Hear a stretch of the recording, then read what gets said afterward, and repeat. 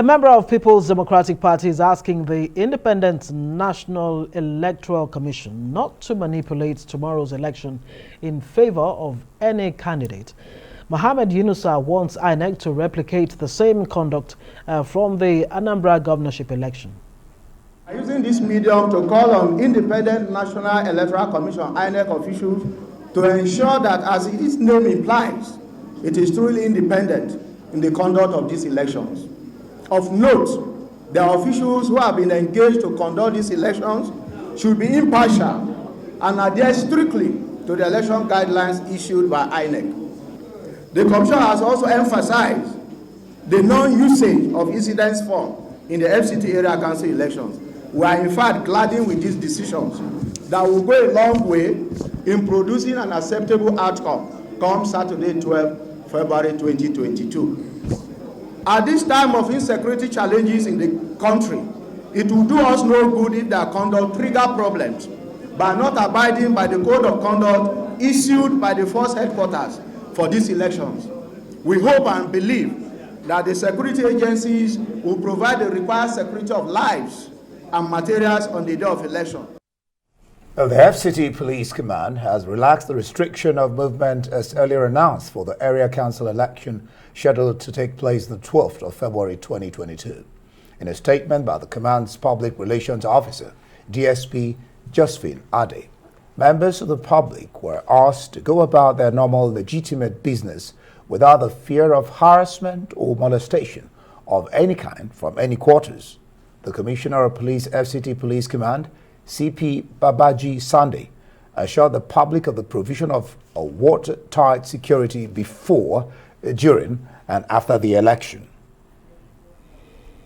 We'll take a short break now, but when we return, we'll have a conversation with a member of the civil society group on the FCT polls.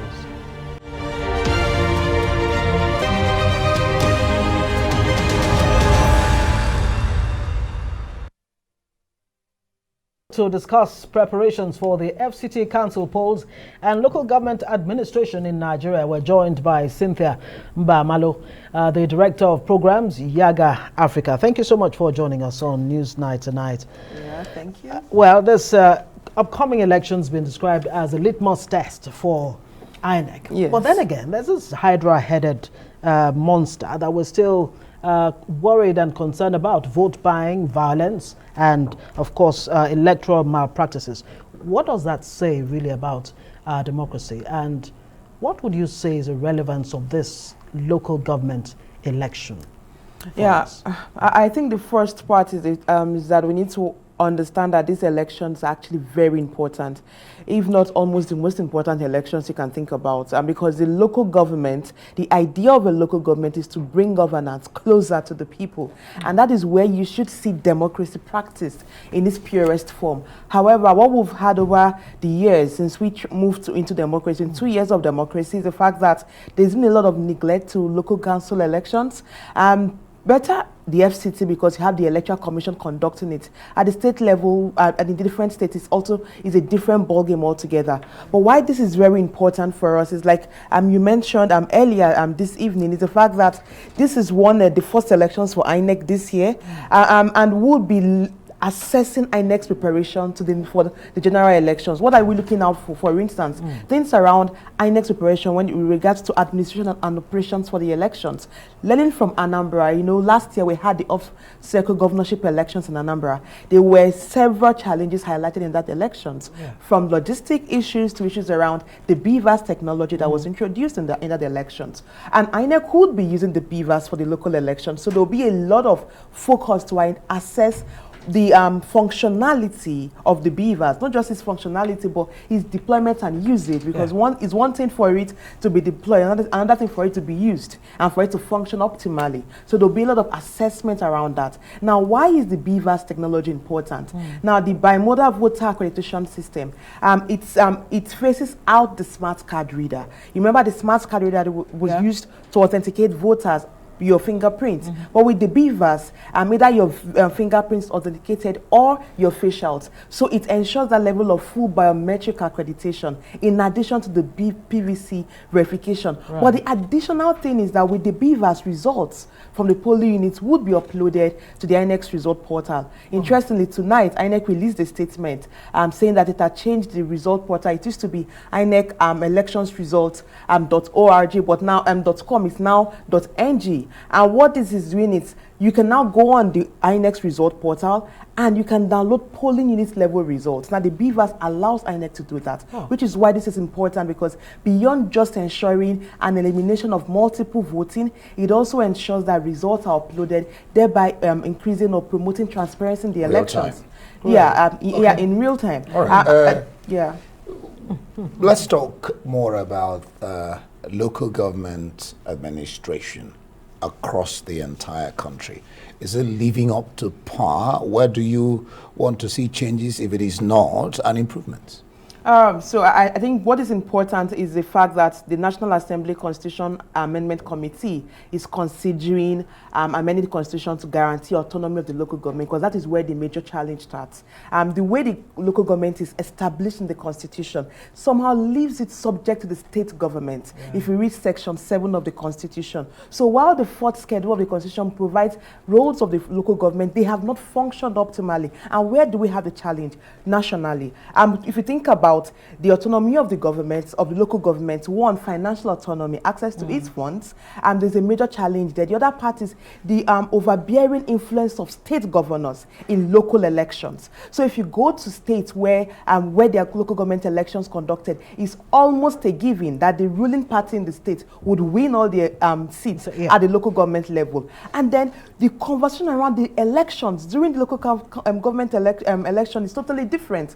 Unlike the national elections, where you have observers and the media and everyone beaming their searchlight on that election, local elections has a lot of people neglecting that. So there is that major challenge. And you think about the EMB, the election management body at the state level. You know, the State Independent Electoral Commission is established by the Constitution to manage the elections. But these institutions are incapacitated. They have huge capacity deficits, both financially and human resource-wise. And they are subject to the dictates of the governor. So how can you have credible elections when the governor is determining when to have the elections? Because most states don't even have periodic elections at the local level. So you don't have periodic elections, you don't have an independent election managing body at the state level, and you have these institutions starved of funds. So they are always in a beggarly situation, waiting on the governor. So how much of a blow is the Supreme Court's voiding of the Executive Order 10, that, of course, addresses the issue of funding that you just raised? I think what is important is the Constitution. When the Constitution makes a provision, right, what is important is enforcing and implementing the constitutional provisions.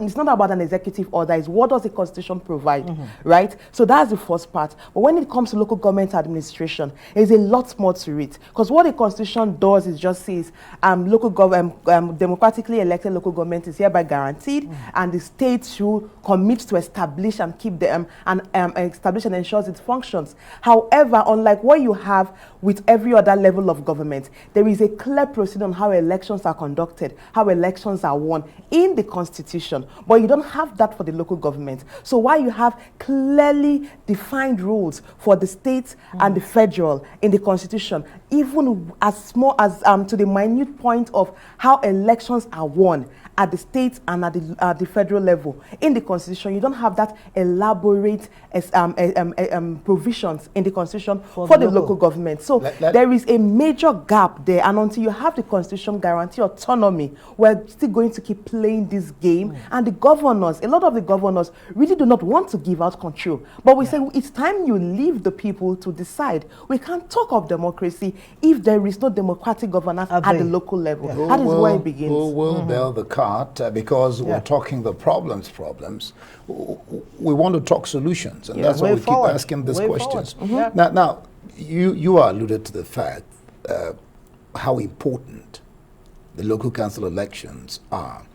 But are you satisfied with the response this election elicits from the electorate themselves? And what is the best way to change this narrative and attitude, that they give to it?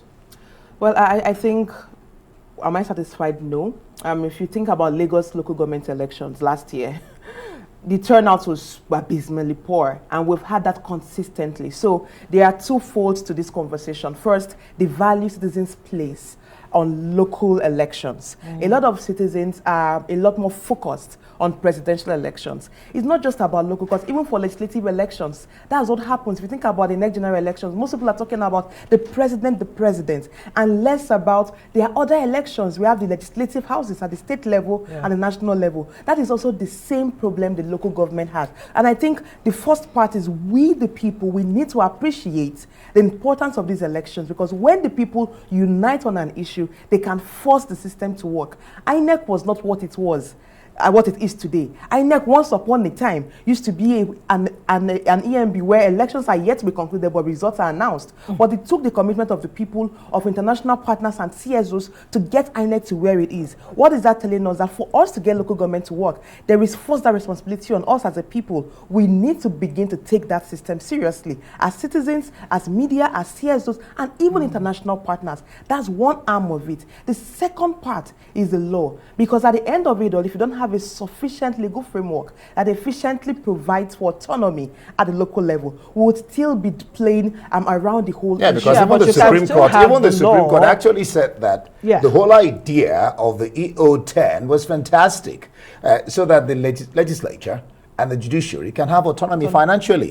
But then we operate a system where the rule of law governs. And the president went beyond this. So how can if it is stated in the law, then it is in the law, right? You can't act ultra-virus. You can't act outside the law, which is why we said for local government, let us get back to the Constitution. Let us provide a clear system of governance at that level in our Constitution. Now, if you go to the states, you'd be surprised at the state electoral laws, because you know the states have electoral laws for the local elections. We've gone to states to observe elections as YIAGA Africa, and at that level, you have the CX do not even have guidelines for the elections. Now, how do you go to an election without guidelines? In Lagos, list of candidates were released eve of the election, so people did not know who the candidates were. So you can see the major flaw there, and they'll tell you the funds for the funding of the elections came out very late, or people are determining that. So you see, if we don't have the Constitution guaranteeing the autonomy and independence of the local government, we can have all our commitment to get the system to work, but the law needs to be in place to make that system to work. And I think that is what is the most important way forward. Thank you so much, Cynthia Mbamalu, Director, Programs, YIAGA Africa. Thank you.